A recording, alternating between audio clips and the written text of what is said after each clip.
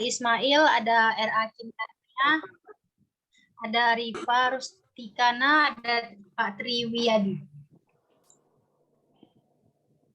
Pak Tri sedang tidak bawa kagak nyetir sendiri kan Pak? Apalagi nyetir ini? Enggak, Pak. Ya kalau itu sambil disimak aja Pak ya.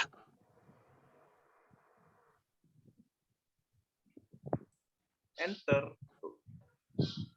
Oke, untuk pertemuan ini forum sekarang saya serahkan ke Bu Dinda CS. Silakan.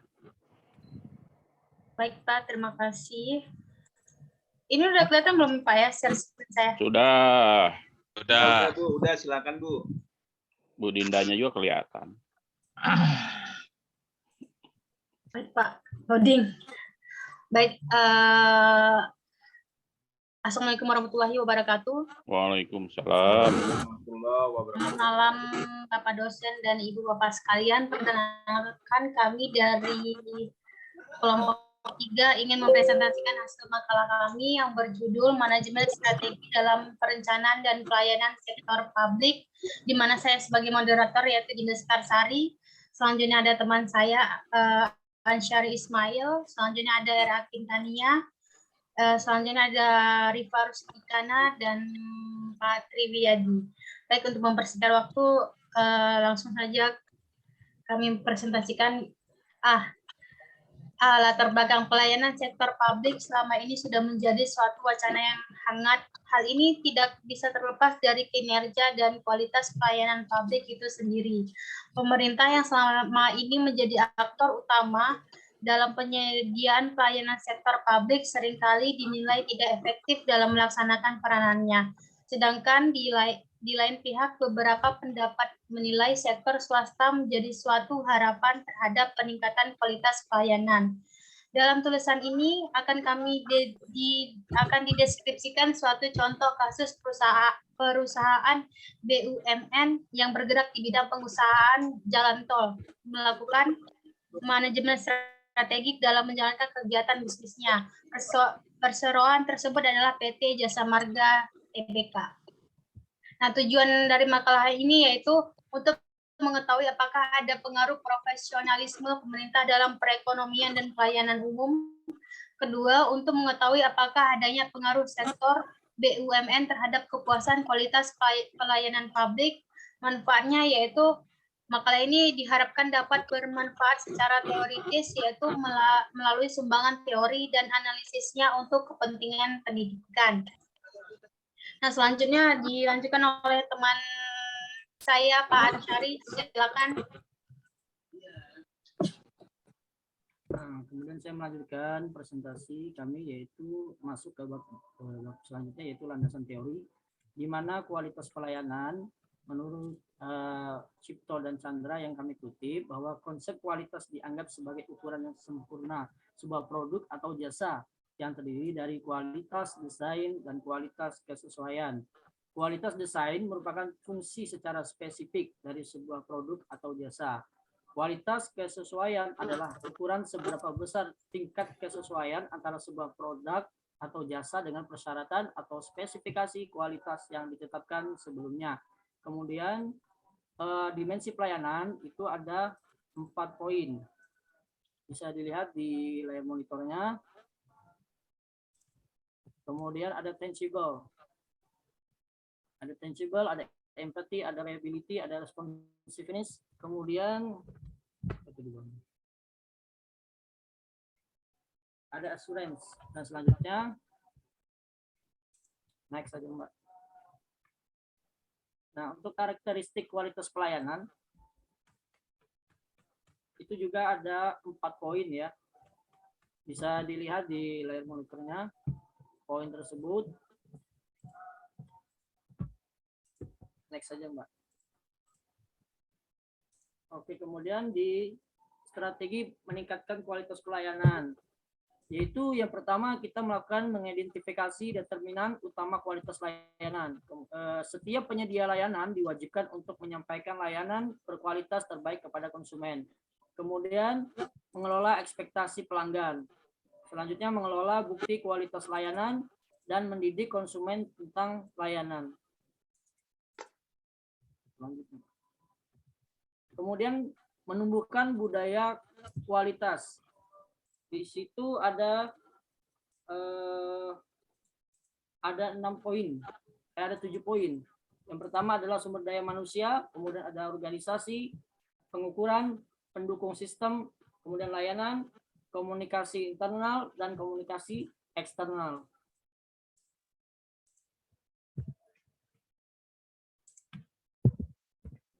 Next slide. Nah, next.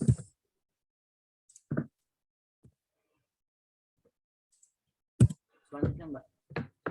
Bentar, Pak. Kok.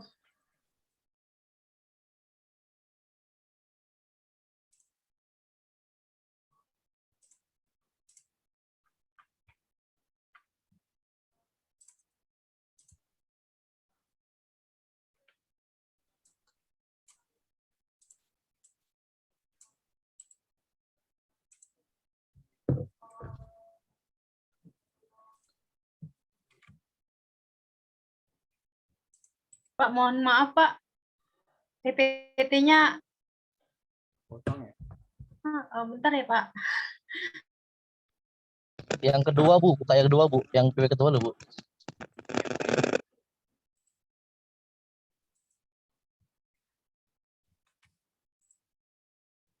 Kembali, kami mengambil sebuah studi kasus pada PT Jasa Marga, di mana profilnya adalah Jasa Marga ini adalah sebuah badan usaha milik negara yang bergerak di bidang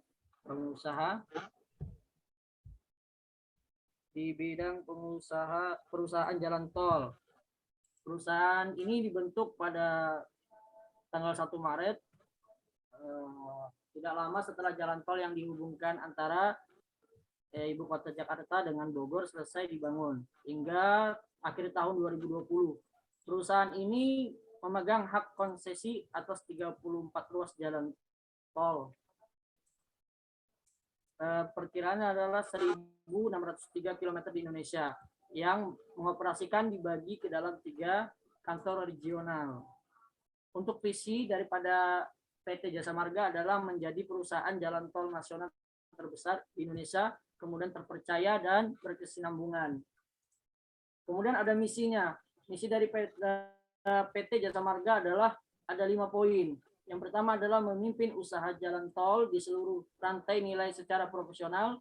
Kemudian yang kedua mengoptimalkan pengembangan kawasan untuk kemajuan masyarakat. Kemudian yang ketiga meningkatkan nilai bagi pemegang saham. Dan keempat meningkatkan kepuasan pelanggan melalui pelayanan prima. Dan poin yang kelima yaitu misi daripada PT Jasa Marga adalah mendorong pengembangan dan meningkatkan kinerja karyawan dalam lingkungan yang harmoni. Kemudian selanjutnya yaitu inovasi daripada PT Jasa Marga.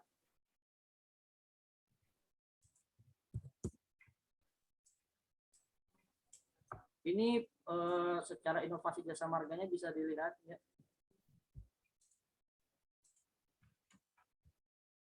Oke, untuk selanjutnya akan disampaikan oleh teman saya yaitu Quintania Zahra.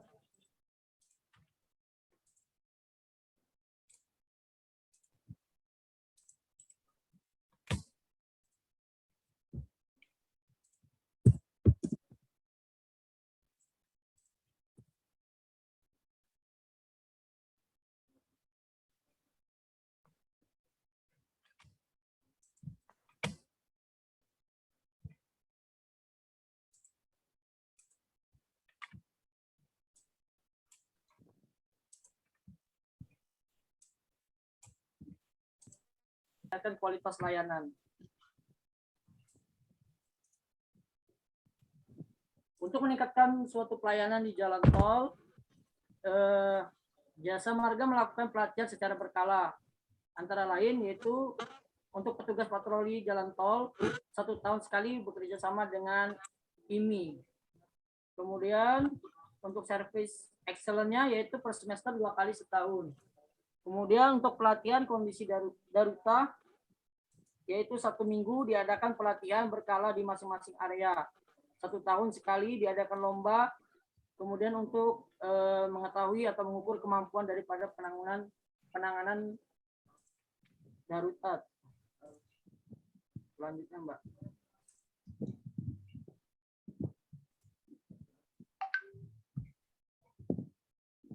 Ini adalah sebuah struktur dari organisasi PT Jasa Marga.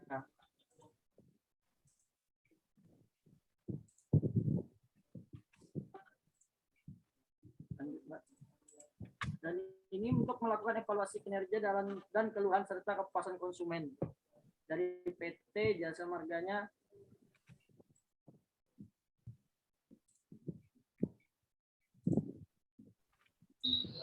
Oke, mungkin saat ini dilanjutkan oleh Pak Tri. Oke, terima kasih Pak Rosid, terima kasih teman-teman semuanya. Saya meneruskan kelompok 3 terkait tentang jasa marga, inovasi dalam hal pelayanan publik. Dalam hal ini, jasa marga telah melakukan upaya-upaya inovasi terkait pelayanan publik. Yang pertama, untuk saat ini telah meluncurkan program Travoy yang bertujuan untuk mengakomodasi terkait keluhan pelanggan. Jadi para pengguna jalan bisa download terkait Travoy, bisa melihat melaporkan kondisi keadaan jalan tol, pun juga jasa marga akan feedback ketika ada problem yang terjadi. Nanti akan mengirimkan petugas sebagai layanan jalan tol. Next, berikutnya. Yang berikutnya adalah jasa marga melakukan temu pelanggan dengan para stakeholder untuk mengevaluasi kinerja jasa marga. Kemudian jasa marga juga melakukan inovasi tentang sistem inovasi jasa marga, yaitu yang dahulu mungkin teman-teman semua tahu bahwasanya di jalan tol itu menggunakan uang tunai, yaitu transaksi tunai. Karena dilihat dari sisi weakness-nya, bahwasanya sisi uang tunai sangat celah fraud, sehingga inovasi jasa marga menggunakan uang elektronik atau e-money sehingga mengurangi risiko kerugian. Kemudian juga jasa marga melakukan sistem namanya GMTIC, yaitu monitoring kontrol secara keseluruhan dengan CCTV dan kemudian secara menyeluruh, sehingga semua stakeholder akan dapat terpantau secara signifikan. Dan setiap ruas jalan tol yang dipakai jasa marga itu memiliki CCTV yang terpantau oleh tim MCS dalam hal ini untuk selalu berkoordinasi dengan tim yang di lapangan, sehingga kalau ada kejadian 33 kecelakaan itu langsung terpantau secara langsung oleh tim di jalan tol. Next, berikutnya. Oke, dalam hal pelayanan jalan tol, jasa marga memiliki acuan, yaitu aturan main yang dibuat oleh UPR dan surat PU nomor 16 /PRT/M 2014 tentang standar pelayanan minimal jalan tol. Yaitu yang pertama perlu diketahui para sahabat semua, yang pertama adalah polisi jalan tol, kemudian yang kedua kecepatan rata-rata, kemudian aksesibilitas, kemudian mobilitas, kemudian keselamatan, kemudian pertolongan, penyelamatan dan bantuan pelayanan, dan lingkungan dan tempat istirahat. Oke, berikutnya.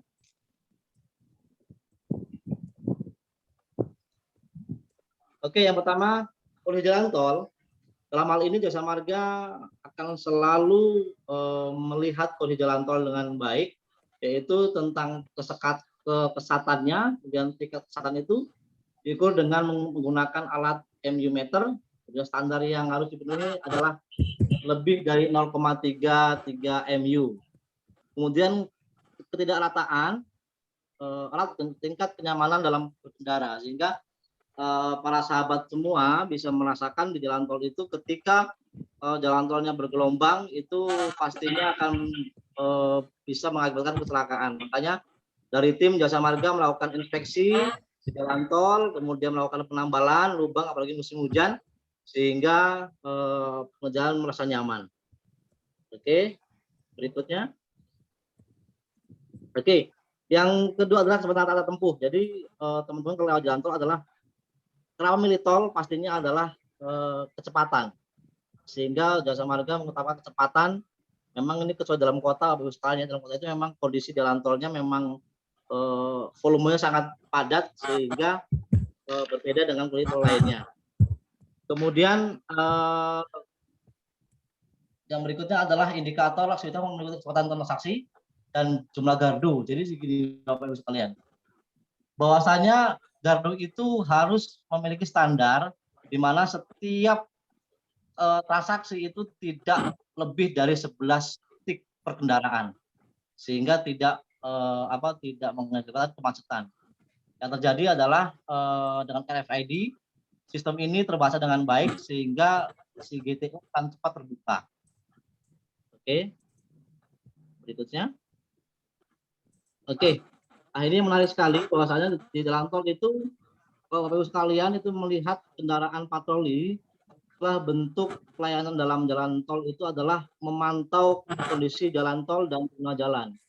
Sehingga apabila ada suatu kejadian, langsung dapat terjadi dengan baik. Hal ini petugas mobil MCS ini bertugas mobil observasi dalam jarak 15 km. Dan itu akan dilakukan selama 24 jam bergantian shiftnya. Kemudian juga ketika ada kejadian, itu tidak boleh lebih dari 2 menit sudah dievakuasi. Oke, next berikutnya.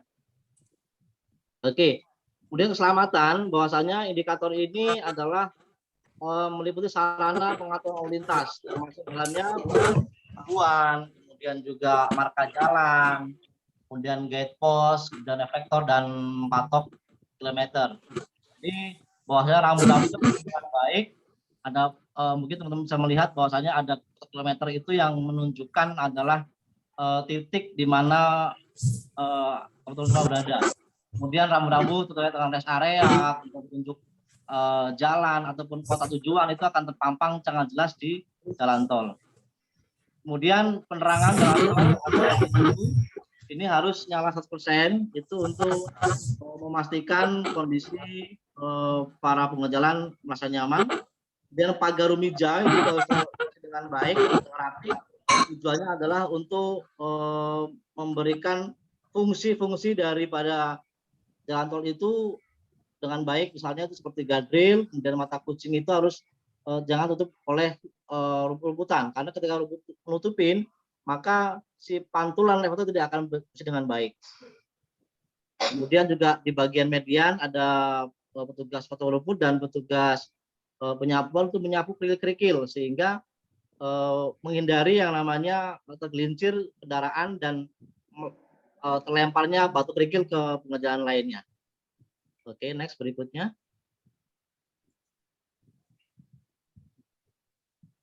Oke, kemudian keselamatan. Dalam hal ini penanganan kecelakaan berupa evakuasi korban kecelakaan ke rumah sakit terdekat dengan pendidikan juga secara gratis. Hal ini dilakukan oleh Jasa Marga. Kemudian juga inovasi terbaru adalah menggunakan tim SAR di tol layang elevated itu mereka mengundang Basarnas dengan helikopter itu mengantisipasi karena pernah kejadian tuh kendaraan tabrakan itu numpuk sampai dengan 6 sehingga evakuasinya adalah sangat lambat sehingga kemarin kita bermitra dengan Basarnas untuk melakukan kerjasama ketika ada kejadian yang sangat emergensi. Kemudian penanganan penegakan hukum dengan tolak ukur keberadaan polisi, Jasa Marga juga menggandeng pihak instansi kepolisian untuk memantau dan mengontrol dengan baik terhadap pengguna jalan. Oke, berikut.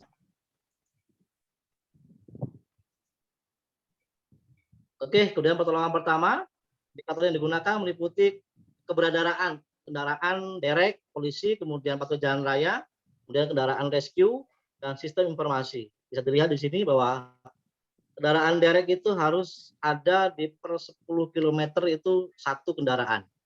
Sehingga dan kendaraan derek itu adalah bersifatnya gratis sampai dengan terdekat, terkecuali pengguna jalan itu meminta bantuan ke bengkel atau sampai dengan TKP rumahnya, itu dengan biaya tersendiri, yaitu adalah per sekali ngangkat itu 100.000 dan per kilonya 8.000 per kilometer untuk kendaraan kecil.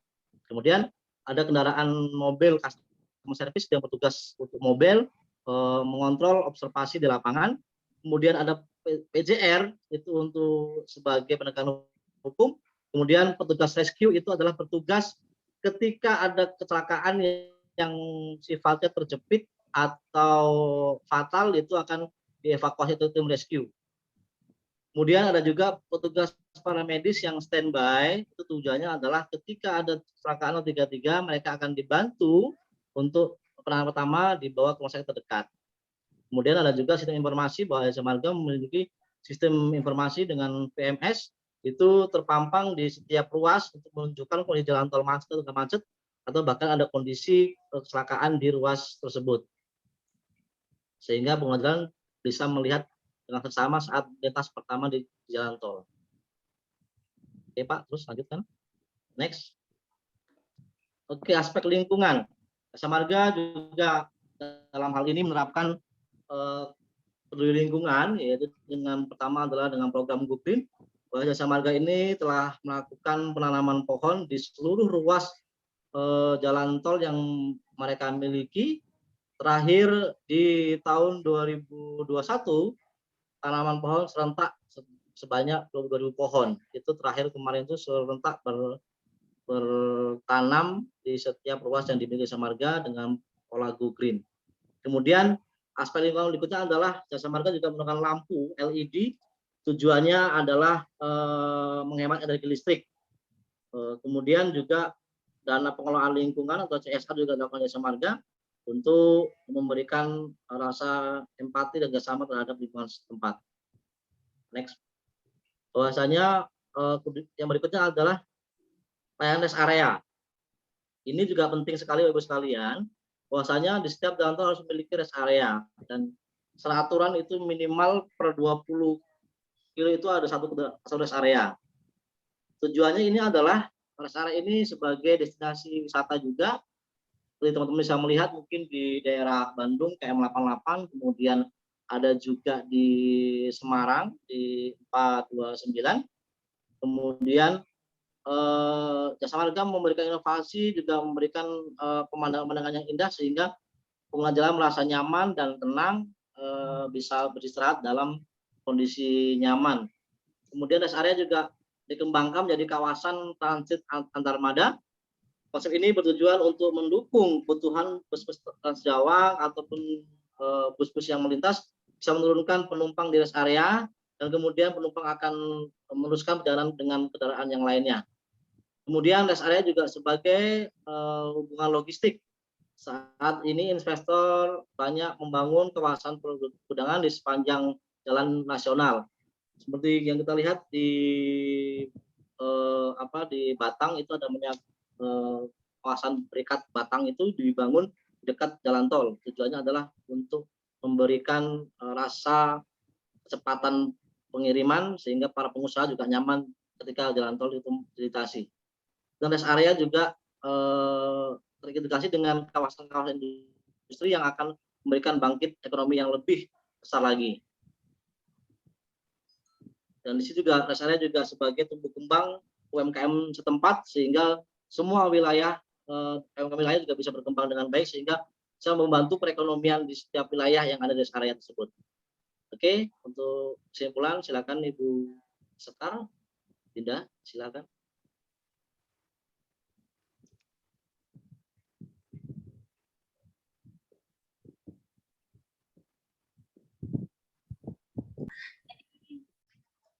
Dari uraian penjelasan sebelumnya dapat disimpulkan bahwa PT Jasa Marga Tbk merupakan salah satu organisasi BUMN yang menempatkan dirinya sebagai pelaku dalam penyediaan layanan publik internasional. PT Jasa Marga sebagai organisasi yang melayani kepentingan publik. PT Jasa Marga ini selain dihadapkan kepada lingkungan internal organisasi, tetapi juga perusahaan ini menghadapi suatu tantangan unik dan juga peluang dari lingkungan luar organisasi. Dalam menjalankan bisnisnya, kebijakan dan strategi organisasi PT Jasa Marga ini akan sangat terpengaruh terhadap tantangan eksternal, globalisasi ekonomi, perusahaan, geopolitik, dan penyelenggaraan bisnis berdasarkan norma-norma moral dan etika. Merupakan suatu hal yang sangat yang harus sangat concern diperhatikan oleh organisasi ini. Maka dalam menjalankan aktivitasnya, PT Jasa Marga melakukan manajemen strategi agar mampu menampilkan kinerja yang tinggi, dinilai dari efektivitas dan produktivitas yang semakin lama semakin tinggi. Hanya dengan demikianlah tujuan dari sasarannya dapat tercapai dengan hasil yang memuaskan. PT Jasa Marga dalam melakukan strategi penguasaan pasar lebih kepada penciptaan keunggulan kompetitif, artinya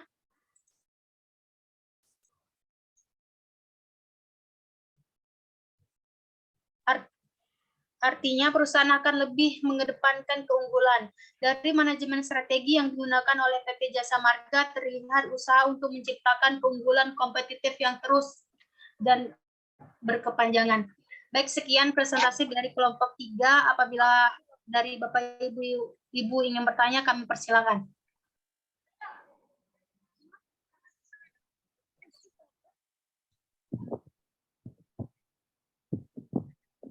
Oke, terima kasih kelompok 3 atas pemaparannya. Untuk pertama saya persilakan kepada rekan-rekan nanti review sedikit dan saya ucapkan terima kasih dan pemaparannya sangat bagus, detail, jelasin apa yang menjadi pelayanan publiknya tadi jelas sekali, dan nantilah berikutnya saya akan kasih review. Cuman untuk pemaparannya sangat detailing. Oke, terima kasih kelompok 3, salut, aplaus dulu buat kelompok. Jadi untuk berikutnya ini silakan tanggapan dari teman-temannya untuk perbaikan atau masukkanlah input buat kelompok 3 agar tulisannya biar makin mantap. Dan begitu kelompok 3 kita kasih ke rekan-rekannya. Oke, silakan yang mau menanggapi. Ya, ketinggalan lagi.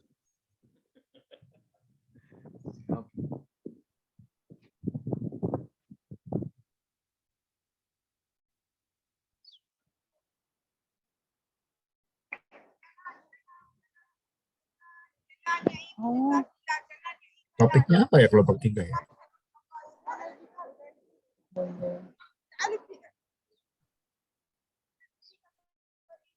Manajemen strategik dalam pelayanan publik, Pak. Oh, publik ya?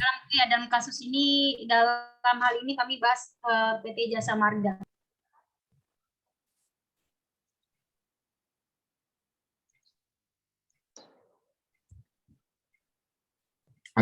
Agak-agak nggak berani komen saya Pak Remote kalau Jasa Marga mah.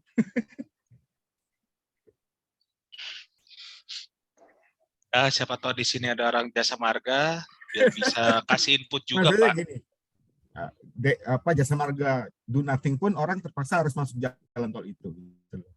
Jadi ya mungkin saya memang bukan orang publik ya, apa namanya gitu. Jadi nggak kebayang sih terus terang aja. Artinya apa namanya? Bukan semua BUMN ya, beberapa BUMN kan harus bersaing juga gitu. Tapi Jasa Marga ini ya gimana ya? Jalan tolnya ya tinggal ngambil untung aja sih sebetulnya gitu ya.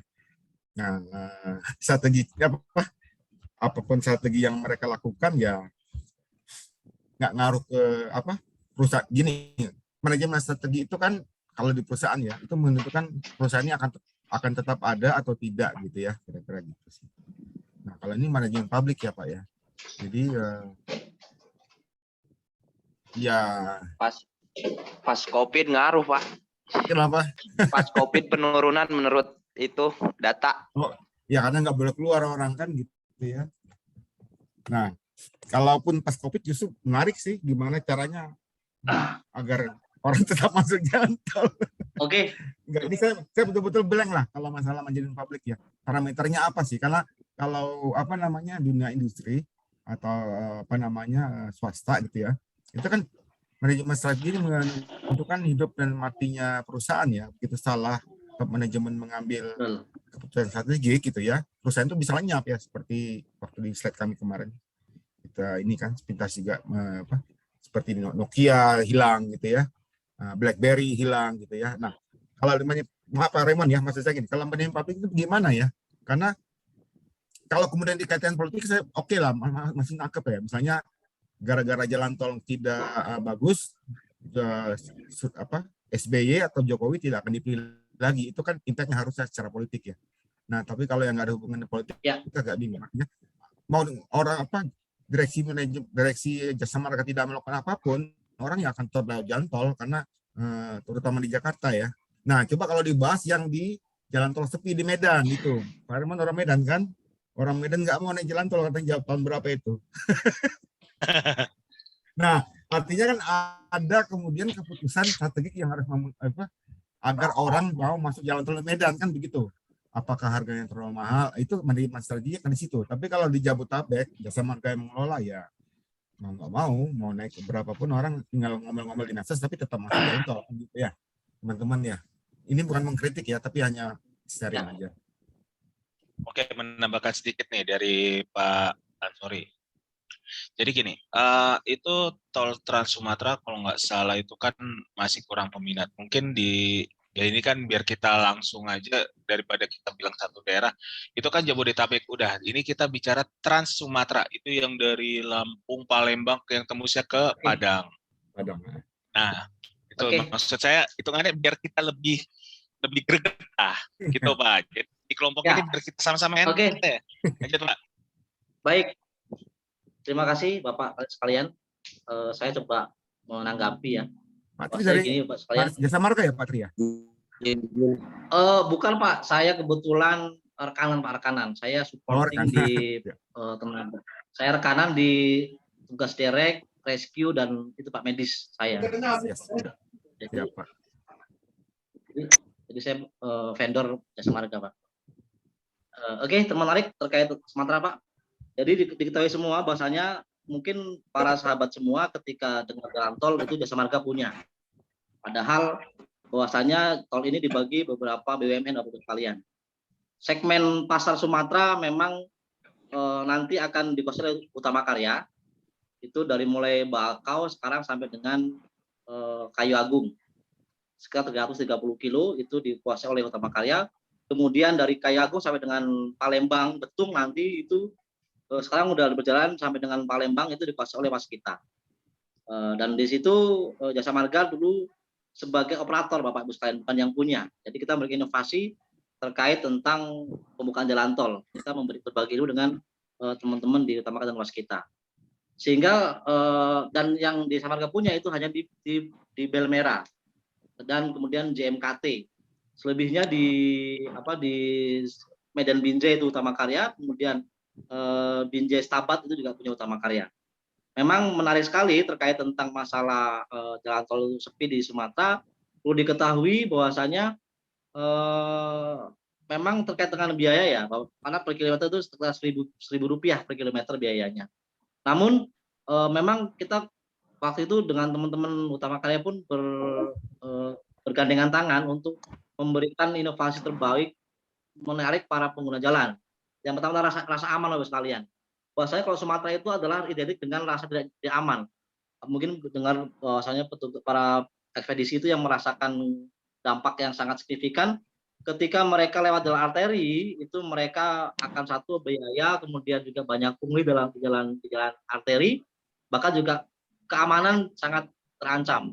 Di kami di Sumatera itu memberikan inovasi yaitu menggunakan pengamanan lapis Pak. Jadi baik dengan patroli dan PJR pun kita gunakan aparat seperti BRIMOB ataupun TNI untuk observasi di lapangannya, sehingga keamanan nomor satu bagi pengguna jalan. Itu alhamdulillah sudah mulai naik. Kemudian berikutnya adalah kita berupaya menggandeng para destinasi wisata di wilayah masing-masing tempat, sehingga kita mempromosikan di jalan tol bahwasanya misalnya terdekat itu dengan wisata mana, sehingga para pengguna jalan ketika mau berkendara jarak jauh itu dia bisa mengetahui di mana tempat wisata tersebut ada, sehingga menarik para pengguna jalan. Itu Bapak sekalian. Yang pertama sih faktor keamanan, karena memang mata ini rawan dengan masalah keamanan. Kalau untuk masalah tarif memang sudah ada ketentuannya, itu nggak bisa dimurahkan lagi atau dimahalkan karena itu sudah harga itu sudah termasuk biaya personal dalam pembangunan proyek. Bahkan Perlu diketahui di Sumatera itu memang masih defisit karena jumlah LHR hariannya itu sangat belum sesuai target. Makanya kemarin juga ada beberapa terobosan dari pemerintah menggandeng INA untuk membantu investasi dalam hal jalan tol Pak, di HK dan di Waskita. Ina, Demikian dari Ina. kami Pak. Ini kan berarti gini ya, artinya sorry saya ini ya. Artinya ya apa namanya EU atau orang-orang petinggi di jalan tol Sumatera itu ya do nothing gitu ya. Mereka sudah tahu jalan tol apa artinya strategi pertama menetapkan harga itu strategi yang salah satu strategi jalan tol itu adalah penetapan harga harusnya ya gitu ya. Nah begitu penetapan harga Betul, itu gagal gitu ya, benar ya? Nah itu Betul. banyak banget gitu. Nah, itu gagal tapi tetap tidak diturunkan, berarti kan tidak ada aksi-aksi korporasi untuk mengubah strategi itu, kira-kira gitu sih. Dibiarkan saja gitu. Ya gini Pak, biasanya adalah faktornya biasanya gini Pak, ada faktor belum nyambung misalnya. Kita mau lewat misalnya nanggung lewatnya. Mereka makanya diupayakan Trans Sumatera sepanjang 2000 km akan nyambung semua nanti Pak, sehingga dipaksa nyambung sehingga orang menarik Pak. Jadi orang biasanya nggak lewat tol karena nanggung. Misalnya kita mau ke Palembang itu dari Kayu Agung, ketika bayar 50.000 nanggung kita bisa lihat belakang. Karena dia coba mau Palembang. Tapi kalau dia mau ke misalnya ke Betung, dia paksa harus naik jalan tol Pak. Dulu juga waktu Trans Sumatera waktu dibuka dari Bakau Utara, Bakau Selatan, kemudian terputus, sepi Pak. Kemudian dari mulai posisinya Lematang, Kota Baru, itu cuma 8 kilo pun sepi. Begitu tersambung dari mulai Bakau sampai dengan Terbanggi, sisi pertama, itu LHR-nya naik. Kemudian berikutnya dibangun lagi Terbanggi sampai dengan Kayu Agung oleh HK. Itu pun melewati daerah rawan, daerah Matang, daerah Tujuh itu kan yang trek-treknya cukup luar biasa bagi para ekspedisi. Itu mereka memilih jalan tol saat ini. Kemudian dibangun lagi Waskita dari Kayu Agung sampai dengan Betung. Sekarang dibuka dari Kayu Agung sampai dengan baru Palembang. Sejauh 40 km. Itu pun ratingnya sudah mulai naik karena orang ke Palembang sekarang cukup dengan 3 jam dari Bakau itu ketemu dengan Palembang. Itu yang dulunya bisa mungkin memakan waktu bisa sampai dengan 8 jam. Bapak sekalian. Jadi kita gandeng semua aspek daerah.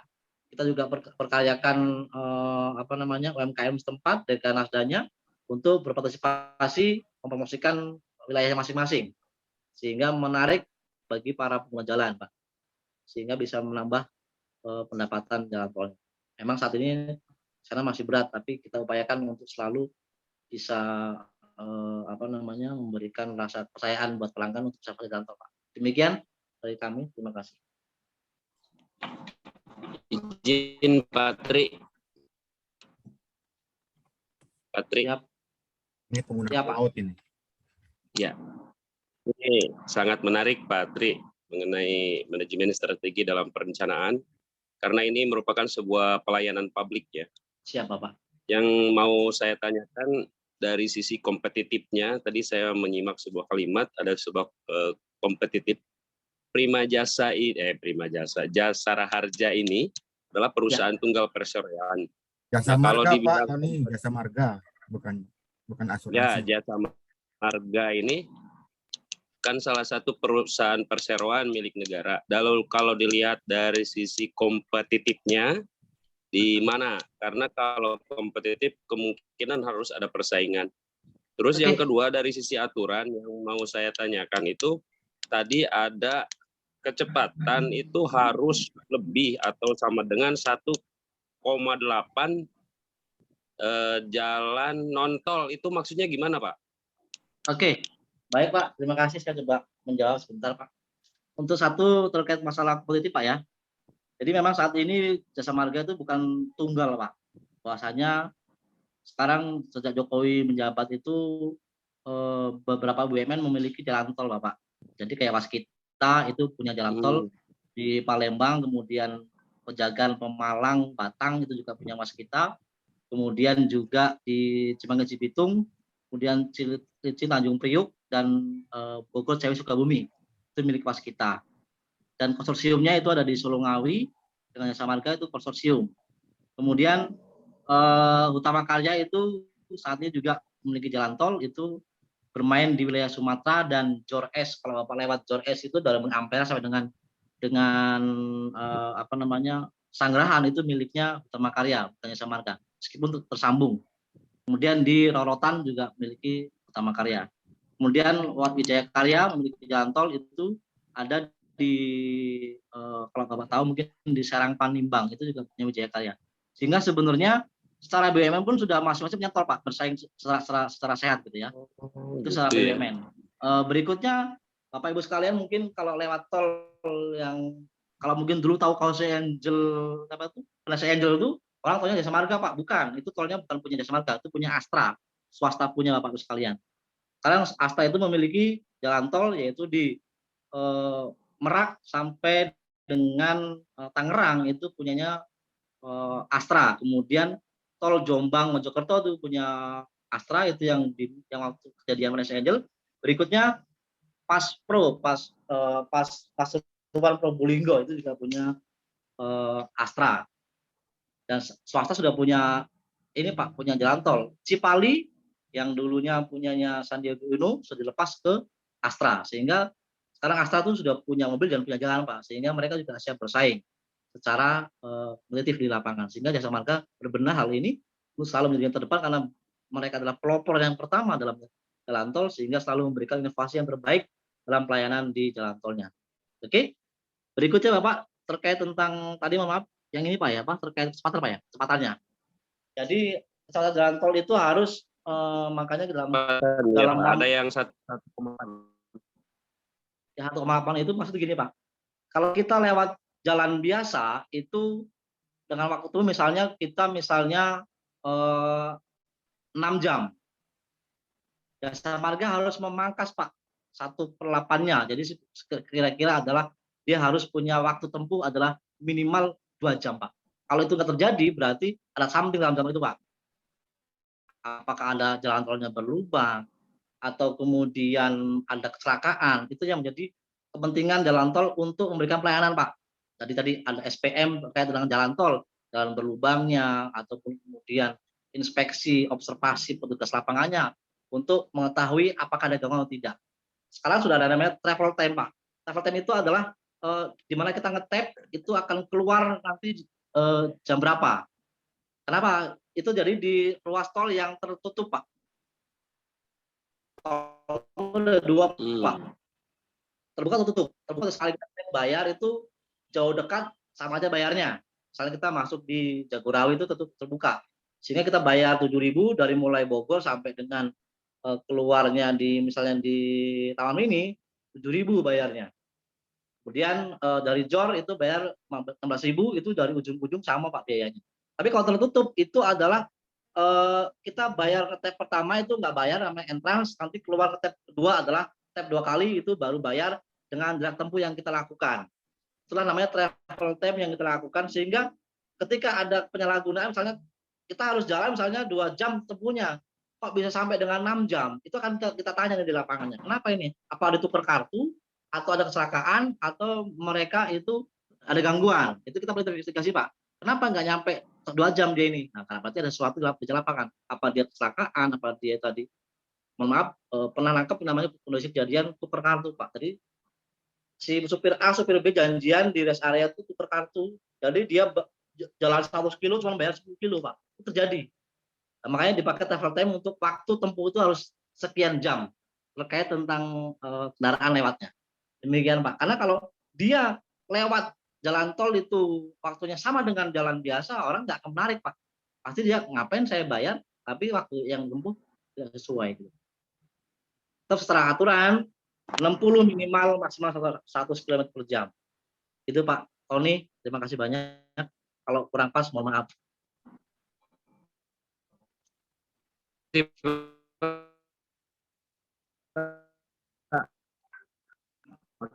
Mantap. Pak Tri. Siap Pak Dedi, Master. Iya. Kalau kita berbicara kompetensi ya, kompetisi ya di antara beberapa ya BUMN gitu. Menurut Pak Tri sendiri mana yang lebih unggul dari sisi layanan dan lain sebagainya, Pak Tri? Oke. Jadi kalau bicara BUMN sudah luas Pak ya. Jadi kalau mau bicara kompetensi mungkin kita agak sedikit lagi yang bidangnya apa nih? Bidangnya dalam hal misalnya transportasi. Oke, kita akan sandingkan dengan misalnya dengan Garuda, dengan Pelindo, karena itu luas sih Pak, terus terang nih. Tapi kalau saya mencuplik ya, di antara BUMN yang sejenis itu adalah saat ini yang bersaing sehat adalah Jasa Marga Pak. Kalau di lainnya masih, mohon maaf ya mungkin pernah mendengar pas kita grup dengan hutang yang sedemikian banyak ya kan, karena dia itu ngebangunnya yang dia bangun jalan-jalan tol, mohon maaf kalau Bapak Ibu sekalian, kenapa Jasa Marga exting? Jasa Marga tidak mengambil proyek yang potensinya tidak banyak pengunjungnya Pak, yang sepi lah ibaratnya. Dia nggak akan bangun Pak, kasihkan mereka. Dia udah hitung nih, tawarin, nggak mau Pak, pasti lempar ke BUMN lain. Dia udah bisa ngitung, karena dia punya pengalaman. Di destinasi ini harus terjadi berapa LHR hariannya. Sehingga udah ketemu, oh ini nggak masuk dibikin tol. Ataupun masuk pun tapi mungkin harus kalkulasinya 60 tahun Pak. Marga ngambil itu, dia akan ngambil rate pasti di bawah itu. Sehingga mungkin nanti akan inovasi dibagi sampai dengan Cilacap itu akan Jasa Marga ambil, karena itu akan ada selatan yang tolnya sampai dengan ke Jogja nanti Pak. Itu tol terbaru akan dibawa Jasa Marga konsorsium dengan beberapa perusahaan-perusahaan BUMN lainnya. Induknya Jasa Marga. Jadi kalau secara kasat mata yang saya perlu minta dengan mereka, terus terang dari sisi payment dari semua BUMN yang saya rasakan, karena kan kami bermitra dengan Waskita dan Wijaya yang utama kali itu payment yang paling tepat atau di Jasa Marga Pak. Iya Pak Tri, Jasa Marga playing safe Pak Tri. Nanya segar. Ya, Pak Tri, justru saya melihat berbeda. Ya, Jagorawi itu udah. Pak Tri. Ya. Saya justru melihat berbeda. Ini kebijakan publik ini justru. Dulu Jasa Marga itu adalah monopoli ya. Orang lain bangun, dia dengan enaknya itu mengoperasinya kan. Itu ya kira-kira ya. Ya. Kemudian waktu Jokowi jadi presiden, gitu ya. Dengan cara itu nggak ada jalan tol baru kan begitu. Nah, kemudian kebijakan publik Jokowi adalah oke, ya, siapa yang bangun jalan tol, hitung sendiri profitnya, bisa mengoperasikan sendiri, tidak mesti Jasa Marga. Itu saya lengkap. Nah, justru inilah menurut saya justru salah satu kebijakan publik yang berhasil dalam tanda kutip ya, artinya laku tidak laku itu urusan lain, tetapi itu menyebabkan banyaknya jalan tol di Indonesia dan tidak hanya di Pulau Jawa. Itu kira-kira saya nangkepnya. Maaf, saya tambahkan dikit. Terima kasih Pak. Jadi gini Pak, terus terang Pak, tol yang mereka punya Pak, itu pun mereka tidak sudah pastikan Pak, belum Pak. Jadi HK itu belum, mereka masih menggunakan jasa orang lain Pak. Jadi contoh dulu waktu awal tahun pertama di HK itu, Bakau sampai dengan Kayu Agung, itu Jasa Marga Pak yang operasiin. Ya, cuman secara kebijakan waktu itu informasi ya biasalah harga tawar harga, masuklah anak perusahaan Astra Pak, namanya MSP. Sekarang yang megang MSP dan tadi Pak swasta itu mungkin kan kondisi lapangannya belum paham tentang kondisi jalan tol sehingga dia yang dioperasikan sama HK itu banyak kan dari MSP sekarang, bukan Jasa Marga. Waktu Jasa Marga awal tahun buka itu cukup lumayan memang. Dan sekarang operator jalan tol hanya ada 4 Bapak Ibu sekalian, Jasa Marga itu BUMN, kemudian Marga Solusi Prima itu adalah swasta anak perusahaannya Astra, kemudian ada namanya CPI, Cipta Persada Infrastruktur, itu ada perusahaannya CMNP, kemudian yang baru bentuknya adalah CMO, itu adalah untuk anak perusahaan baru jalan tol. Jadi swasta dan negara. Demikian Bapak, terima kasih Mas Bapak.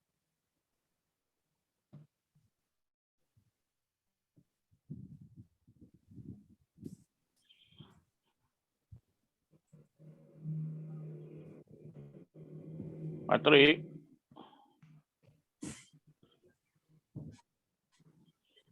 Siapa Dedi? Ya, saya mau tanya sedikit tentang apa tadi karena Pak Tri tadi sedikit menjelaskan mengenai harga derek ya, gitu. Itu apakah memang real seperti itu? Karena apa?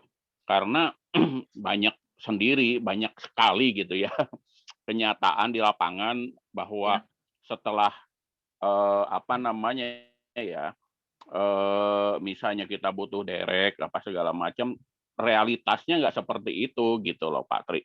Nah Pak Tri bisa menjelaskan nggak apa sih yang menyebabkan itu gitu? Baik. Oke, baik Pak, terima kasih sekali Pak. Ini memang pertanyaan yang sangat hangat, jagorawi yang sudah meledak terkait pengguna jalan tol yang ibaratnya diminta biaya Pak. Makanya sebenarnya kalau teman-teman tahu di dalam staf mobil itu ditempel Pak namanya peraturan tentang harga Pak. Itu ada di samping kanan itu ada namanya list harga yang wajar Pak, yang benar. Tapi memang kita juga terbatas Pak, ada namanya kondisi lapangan ya tadi para oknum lapangan, saya bilang oknum Pak ya, karena mereka bermain di setelah itu Pak. Jadi makanya sekarang ini jasa marga membuat pelaporan dengan Trevoy solusinya untuk ketika ada gangguan itu di wilayah mana itu sudah nanti akan dibantu Pak, itu akan resmi dan tidak akan ada lagi seperti itu Pak. Jadi memang itu oknum Pak yang bermain. Secara aturan memang sebenarnya gratis sampai pintu Pak. Kecuali tadi kita minta ke bengkel bahwa ada namanya per kilo langsung sekali naik 100.000. Jadi 100.000 untuk kendaraan kecil, kemudian 120.000 untuk kendaraan besar. Itu resminya itu Pak yang dari jasa marga. Tapi memang itulah pemain juga sehingga terbentuk Trevoy tadi untuk memanage sekarang bentuk pemain di lapangan Pak. Itu sih Pak. Hampir semua sama sebenarnya. Tapi memang tadi lapangannya kita nggak bisa kontrol orang tadi dengan setiap detiknya ya Pak ya. Jadi sehingga ada kelalaian di jalan tol dalam hal ini Pak. Nah, itu merupakan sebuah pelanggaran atau bagaimana, Pak? Iya, Pak, pelanggaran. Kemarin terjadi itu orang langsung kita berhentikan, Pak. Itu pelanggaran kode etik jalan tol, Pak. Berhentikan anggotanya. Nah, itu ibaratnya udah Pak, pungli, Pak. Gitu, Pak. Pungli.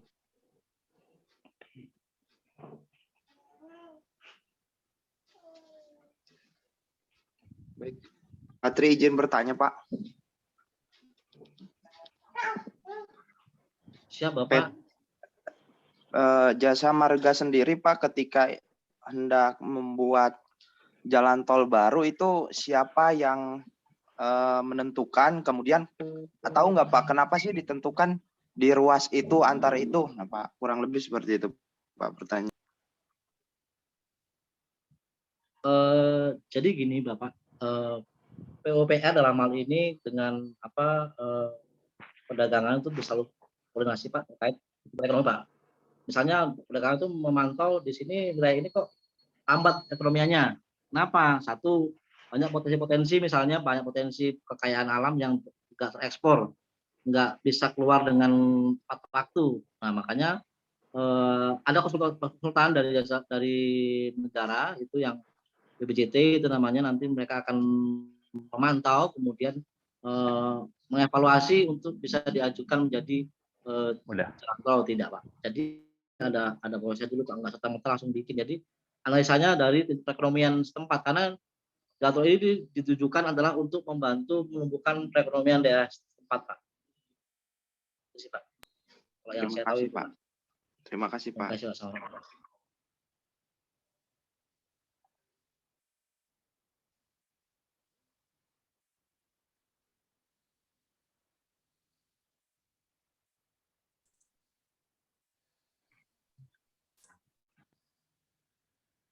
Oke, mungkin. Ayo silakan terakhir untuk Pak Malik, PSN itu. Silakan. Yang terakhir Sudah, Pak, ini. tadi, Pak. Tadi itu Pak. Yang tadi. Jadi, oke. Ngomong Pak Tri tahu tentang Jagorawi nggak Pak Tri Wahyudi? Bahwa Jagorawi itu waktu saya kuliah kapan ya? Itu dipertanyakan publik ya. Karena dia harusnya sudah 20 tahun, itu harus sesuai undang-undang gitu waktu itu diberikan menjadi public road ya, bukan lagi jalan tol yang harus dibayar gitu ya.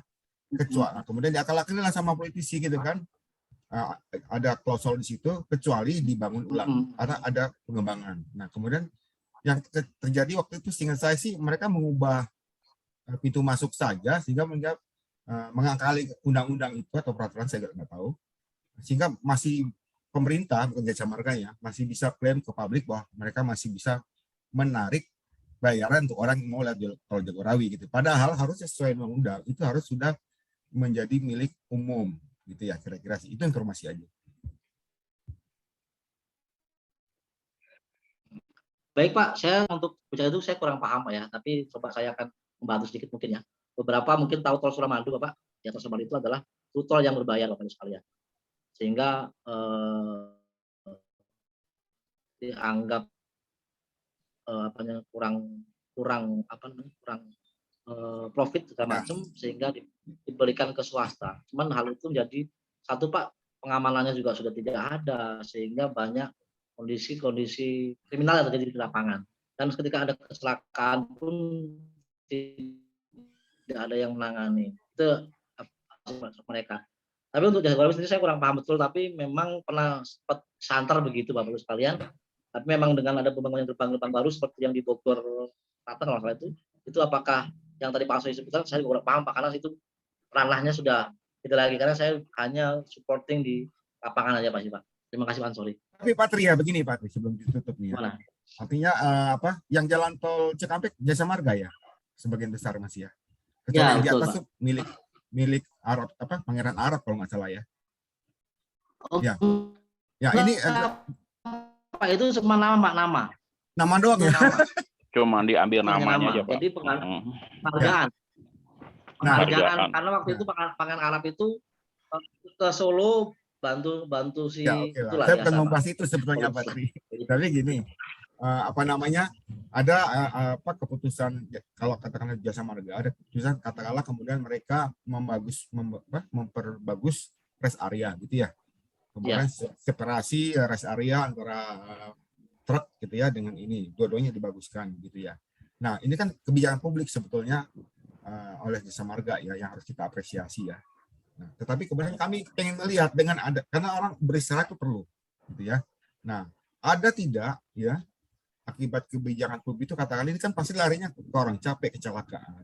Dengan rest area dibagus itu, pertama jumlah yang mampir ke situ lebih banyak gitu ya, berapa persen naiknya itu, karena banyak yang situ artinya penjual di situ juga akan hidup kan begitu ya kira-kira ya ekonominya.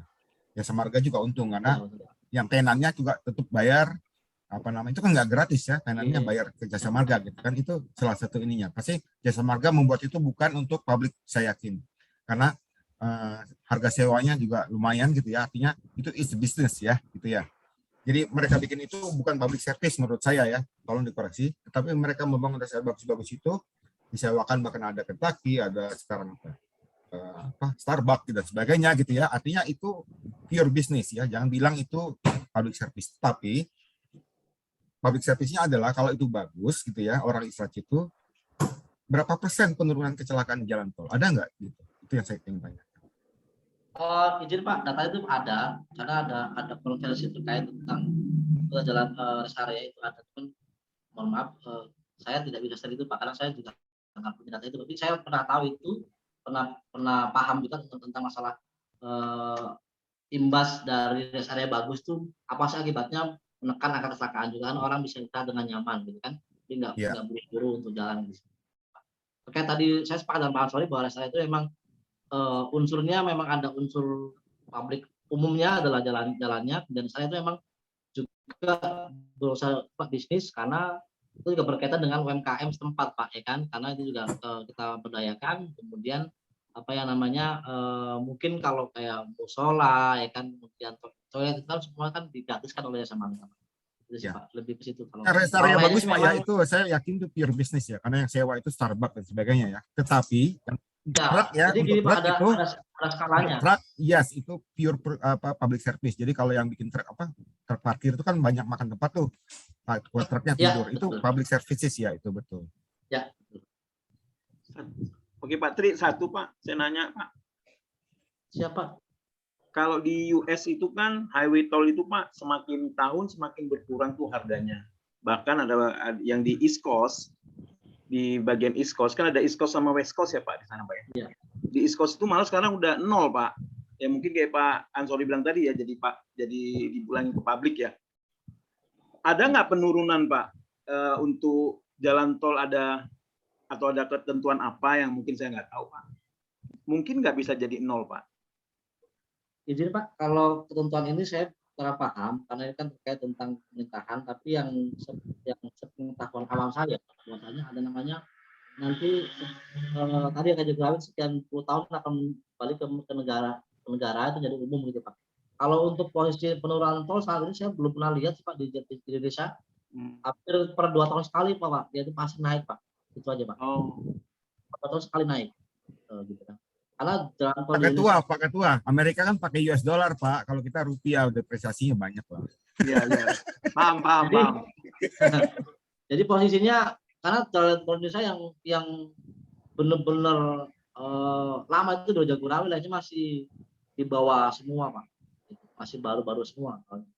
Apalagi mungkin yang tahu becak kayu Malang itu tol paling itu punya Mas kita itu paling sepi Pak. Itu dengan investasi yang dulu mangkrak dibangun, teruskan itu kan Simalakama nggak diteruskan juga, udah buang biaya nggak diteruskan, harus bagaimana diteruskan, ternyata juga sangat minim peminatnya. Makanya itu padahal udah BEP kali Pak ya, beberapa tahun yang lama-lama Pak ya. Kalau belum lah. Mungkin yang BEP tadi kayak Cikampek mungkin BEP karena itu Cikampek, Jagorawi udah BEP, tapi BEP kayaknya ya. Betul Pak. Tapi kalau tadi kan dia Cikampek nggak publik oke lah, mereka betul-betul bangun tambah ruas itu oke lah ya, tambah ruas makin banyak. Jagorawi kan ya bagusin rest area sama pintu masuknya dibikin miring aja. Patri. Ya Pak, siap. Sebagai rekanan dari beberapa BUMN pilih satu Pak. Bisa marga Pak.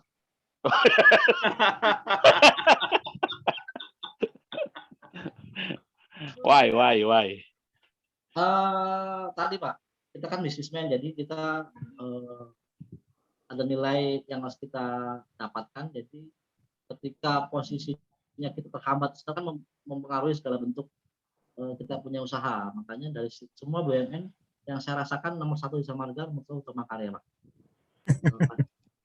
Gitu, Pak Tri, saya highlight lagi ya, artinya gini, kebijakan publik Jokowi ya itu sukses ya, artinya kemudian jalan tol banyak, siapapun bisa bikin jalan tol, bisa mengoperasikan.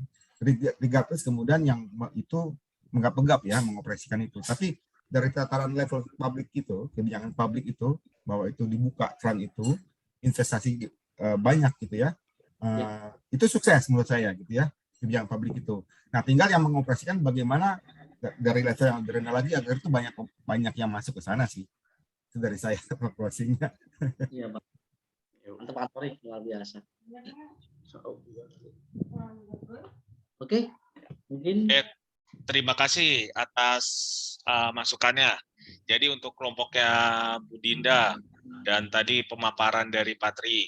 Tadi saya juga udah kirim review dari saya ke kelompok itu yang di makalahnya ya Patri ya.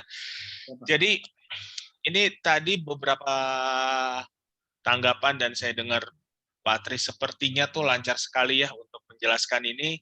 Terus terang Patri, saya apresiasi sekali dengan pemaparannya Patri ya.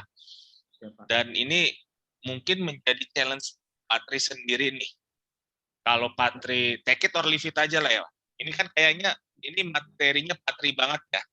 Take it or leave it nih Pak.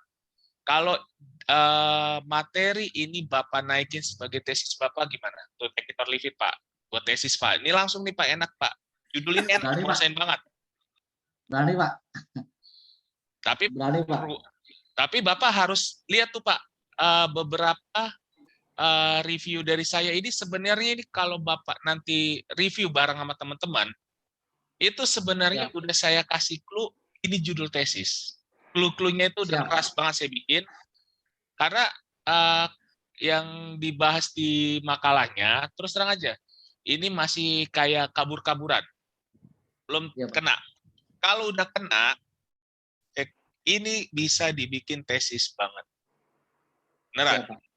Jadi tinggal Patri asal lagi, nanti tinggal minta surat, apa ya, saya bilangnya surat izin lah, izin penelitian, ambil data semua tentang jasa marga.